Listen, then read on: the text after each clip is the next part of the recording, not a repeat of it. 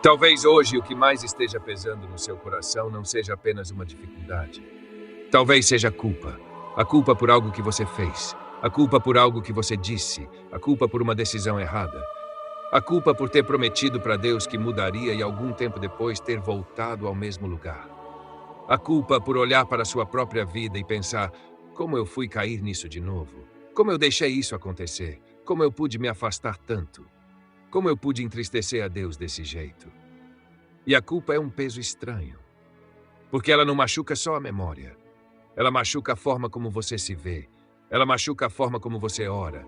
Ela machuca a forma como você se aproxima de Deus. Muita gente continua crendo em Deus, mas começa a se esconder dele por dentro. Continua ouvindo mensagens, continua dizendo que crê, continua sabendo que Deus é bom, mas já não consegue levantar os olhos com a mesma liberdade. Já não consegue orar com a mesma confiança. Já não consegue se aproximar sem sentir vergonha. Porque a culpa começa a sussurrar: depois do que você fez, como vai falar com Deus? Depois de tudo isso, como vai pedir ajuda de novo? Depois de prometer tantas vezes, como vai voltar à presença? Depois de cair de novo, como vai dizer que se arrependeu? E aos poucos a culpa vai tentando convencer você de que a bondade de Deus talvez já não seja mais para você. Talvez você ainda acredite que Deus é bom, mas não consegue mais sentir essa bondade alcançando sua própria vida. Talvez você acredite que Deus perdoa, mas acha difícil crer que Ele ainda queira restaurar você. Talvez você saiba, na teoria, que a misericórdia existe, mas por dentro pensa: talvez eu tenha ido longe demais, talvez eu tenha errado demais, talvez eu tenha me afastado demais. E é exatamente para esse lugar que o Salmo 103 fala. Porque o Salmo 103 é um chamado para a alma lembrar da bondade de Deus. Não quando tudo está leve, não apenas quando você se sente forte, mas também quando a culpa pesa. Davi começa dizendo: bendize, ó minha alma, ao Senhor, e tudo o que há em mim bendiga o seu santo nome. Isso já é profundo, porque Davi não está falando com uma multidão, ele está falando com a própria alma. É como se ele estivesse dizendo: alma, desperta. Alma, não esqueça. Alma, lembra de quem Deus é. E às vezes é exatamente isso que precisamos fazer. Porque em tempos de culpa, a alma esquece da graça, esquece da misericórdia, esquece do caráter de Deus, esquece do que a palavra diz, esquece do que Deus já fez antes, esquece que a bondade dele continua maior do que a nossa confusão. A culpa faz a alma olhar apenas para o erro, mas o Salmo 103 chama a alma a olhar de novo para Deus. Davi continua: bendize, ó minha alma, ao Senhor, e não te esqueças de nenhum de seus benefícios. Preste atenção nisso. O problema de muita gente não é apenas ter pecado. É, depois do pecado, esquecer dos benefícios de Deus. Esquecer que Ele perdoa. Esquecer que Ele cura. Esquecer que Ele resgata. Esquecer que Ele restaura. Esquecer que Ele continua sendo Pai. Esquecer que a misericórdia dele não depende da nossa perfeição. Quando a culpa pesa, a alma fica presa em um único ponto. Eu errei. Eu falhei. Eu sou indigno. Eu estraguei tudo. E embora exista verdade no reconhecimento do pecado, existe perigo quando a pessoa para aí, porque arrependimento verdadeiro olha para o pecado, sim, mas também olha para a misericórdia de Deus. Já a culpa que prende faz a pessoa olhar para o pecado e perder de vista a misericórdia. Ela transforma o erro em identidade, transforma a queda em destino, transforma a vergonha em prisão, transforma um momento da história em definição completa da vida. Mas o Salmo 103 corrige isso. Davi começa a listar os benefícios de Deus. Ele diz: é Ele quem perdoa todas as tuas iniquidades. Que frase poderosa. Não algumas. Não só as pequenas. Não apenas as fáceis de admitir. Ele perdoa todas as tuas iniquidades. Essa palavra é um remédio para a alma cansada. Porque muita gente acha que Deus até perdoa, mas ainda vive como se precisasse merecer o perdão depois disso. Como se precisasse pagar emocionalmente por muito tempo. Como se precisasse se afastar da presença até se sentir digna de voltar. Mas a verdade é que ninguém volta para Deus por mérito. Volta por graça. Ninguém recebe perdão por performance. Recebe por misericórdia. Ninguém é restaurado porque se consertou sozinho. É restaurado porque Deus é rico em compaixão. Isso não torna o pecado pequeno, mas torna a graça maior. E essa é uma diferença essencial. Há pessoas que, por medo de parecerem relaxadas espiritualmente, nunca conseguem descansar no perdão de Deus. Elas até confessam, até choram, até pedem perdão, mas continuam se relacionando com Deus como se ele ainda estivesse apenas irado, esperando o momento de cobrar. Vivem espiritualmente ajoelhadas diante da culpa, não da graça. Mas o Salmo 103 vem para lembrar: o Deus a quem você serve é o Deus que perdoa todas as iniquidades. Isso significa que não existe sujeira profunda demais para a misericórdia. Não existe queda repetida demais para a graça começar um processo de restauração. Não existe fracasso grande demais para impedir o perdão de alcançar um coração verdadeiramente arrependido. Talvez o que esteja faltando hoje não seja mais remorso. Talvez esteja faltando lembrar da bondade de Deus. Porque algumas pessoas já se condenaram o suficiente, já se acusaram o suficiente, já choraram o suficiente, já se sentiram pequenas o suficiente. Mas ainda não aprenderam a receber o que Deus oferece. Ainda não conseguiram crer que o perdão é real. Ainda não conseguiram acreditar que a misericórdia é maior do que a própria vergonha. E Davi continua dizendo: é Ele quem sara todas as tuas enfermidades. Isso também é profundo, porque a culpa adoece. A culpa mal resolvida adoece a alma, adoece a mente, adoece a oração, adoece a identidade. A pessoa deixa de se ver como alguém que caiu e pode ser restaurado. E passa a se ver como alguém condenado e sem valor. A culpa começa a roubar o prazer da presença de Deus. Rouba a paz, rouba a alegria da salvação, rouba a confiança para voltar. Mas Deus não apenas perdoa, Ele também cura. Cura a ferida que o pecado abriu, cura a mente cansada, cura a vergonha que se alojou na alma, cura a memória ferida, cura a forma distorcida como você passou a se enxergar. Porque o pecado deixa marcas. E a graça não vem apenas para apagar a culpa diante de Deus. A graça também vem para restaurar o coração diante da presença de Deus. Davi continua: é Ele quem redime a tua vida da perdição.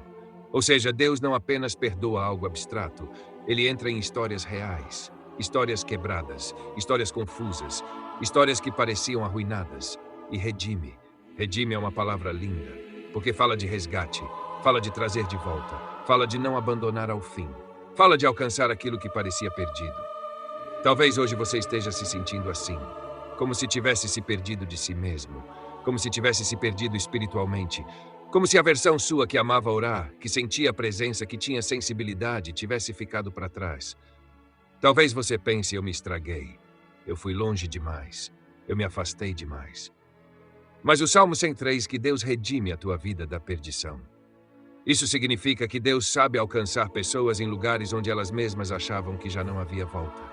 Deus sabe reconstruir o que parecia destruído. Deus sabe restaurar comunhão onde só havia distância. Deus sabe reacender o que parecia apagado. Deus sabe chamar de volta quem se perdeu no meio do caminho. E Davi segue: é Ele quem te coroa de benignidade e de misericórdia. Olha a delicadeza disso. A pessoa que estava lembrando do próprio pecado agora é lembrada de que Deus a cerca de misericórdia.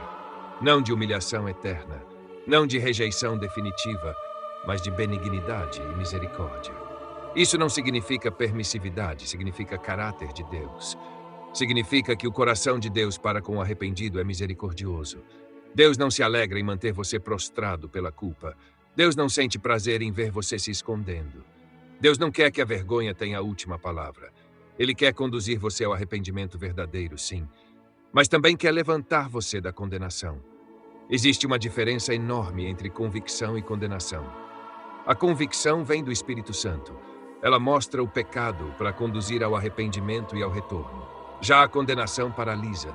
Ela diz: não adianta mais. Você não tem mais jeito. Deus está cansado de você. É melhor se esconder. Mas isso não vem do coração do Pai. Porque o coração do Pai chama de volta. Chama ao arrependimento, chama a verdade, chama a restauração. Davi então diz que Deus satisfaz a tua boca de bens, de sorte que a tua mocidade se renova como a da águia. Isso mostra que Deus não quer apenas tirar você de um estado de culpa.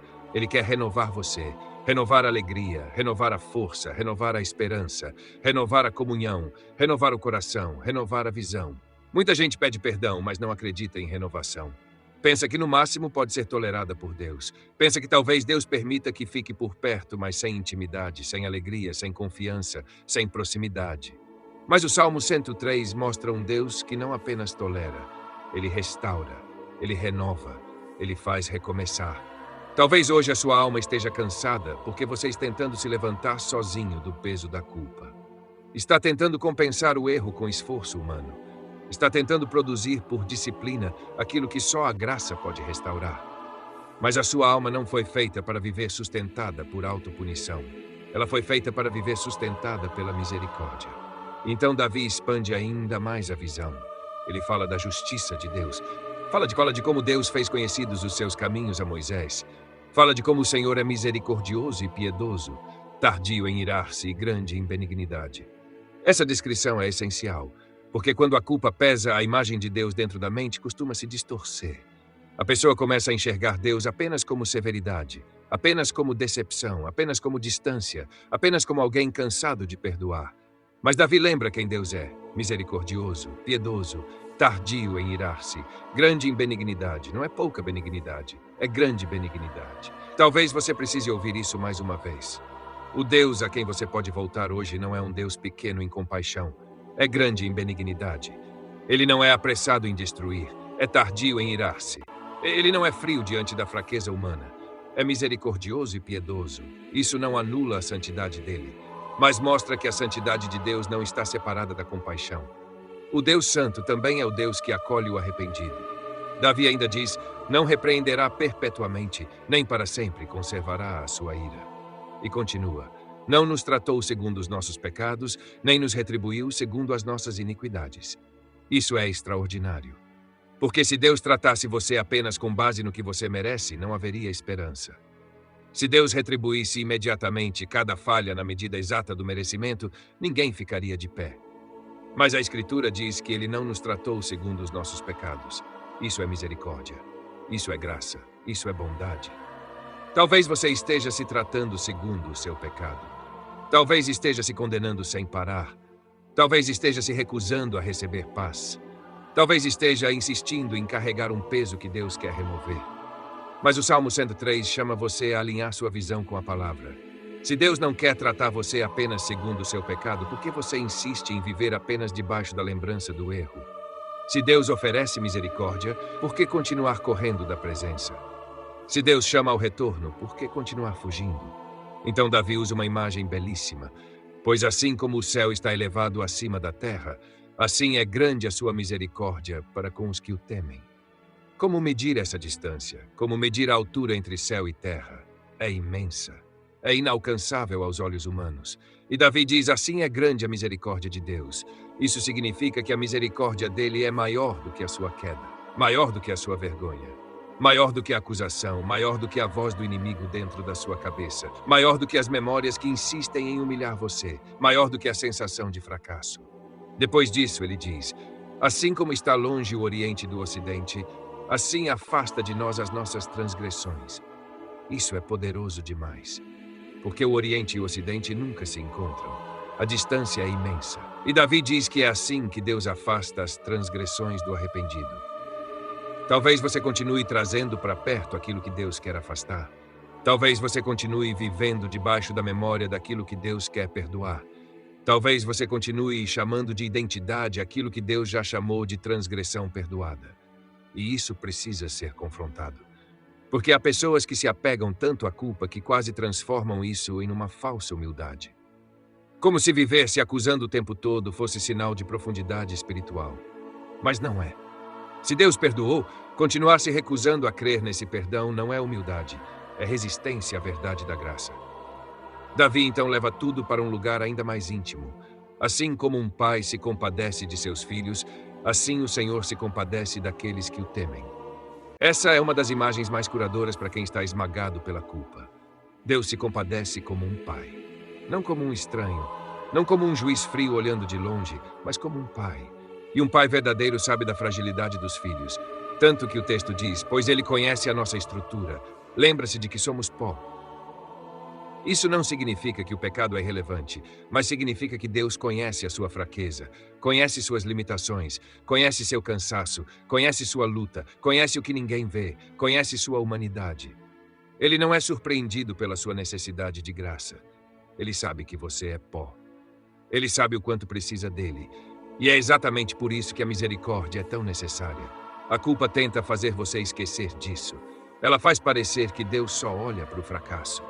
Mas o Salmo 103 mostra que Deus olha com compaixão, com conhecimento da sua fragilidade, com misericórdia real.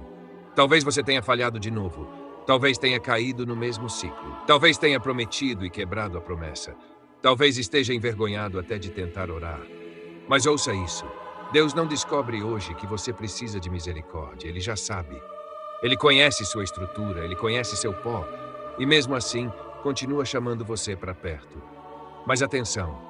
Lembrar da bondade de Deus quando a culpa pesa não é usar a graça como desculpa para continuar vivendo de qualquer jeito. Pelo contrário. Quando a pessoa realmente entende a bondade de Deus, ela não quer mais brincar com aquilo que a afasta dele. A bondade de Deus não deve produzir relaxamento espiritual.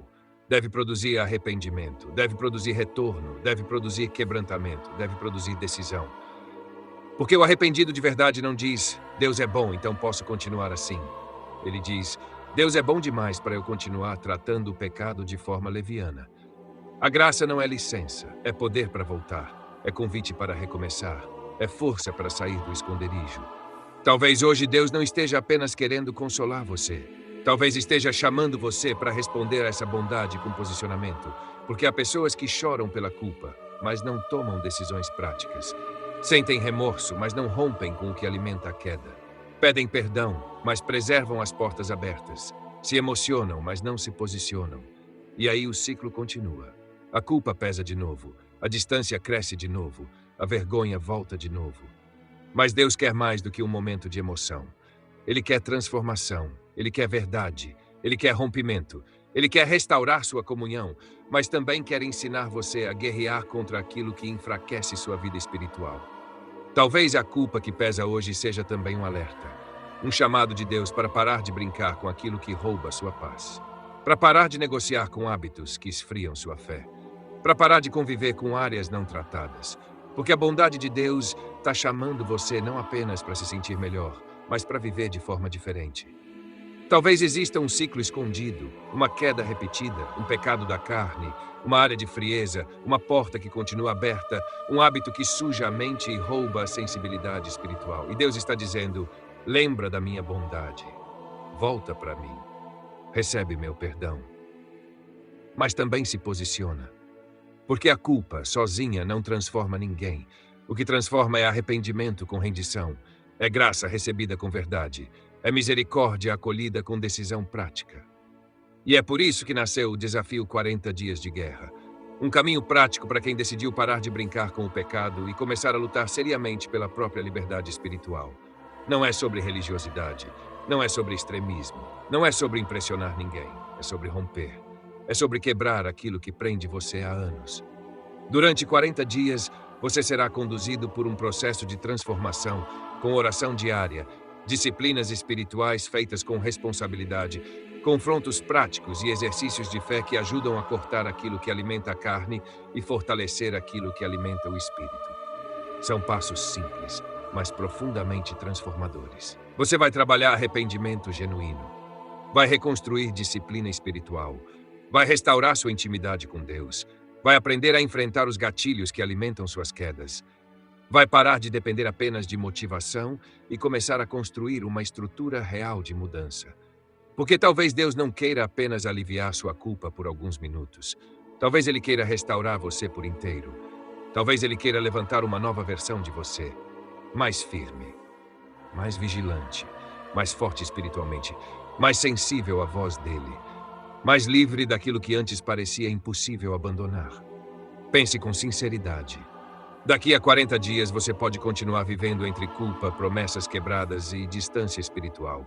Ou pode olhar para trás e agradecer a Deus pela decisão que tomou hoje. A diferença pode começar com uma escolha sincera diante de Deus. A escolha de dizer, Senhor, eu não quero mais viver esmagado pela culpa. Eu quero lembrar da tua bondade. Eu quero receber o teu perdão. Eu quero voltar para perto de ti. Eu quero romper com o que me afasta. Eu quero ser restaurado. Se você sente que Deus está chamando você para uma vida espiritual mais séria, o link está na descrição e também no comentário fixado. Clique agora e conheça o desafio 40 dias de guerra. Não deixe esse chamado passar como apenas mais uma emoção. Não transforme este momento em apenas mais um vídeo assistido. Responda enquanto o seu coração ainda está sensível. Dê um passo enquanto Deus está chamando. Porque a culpa não precisa ter a última palavra.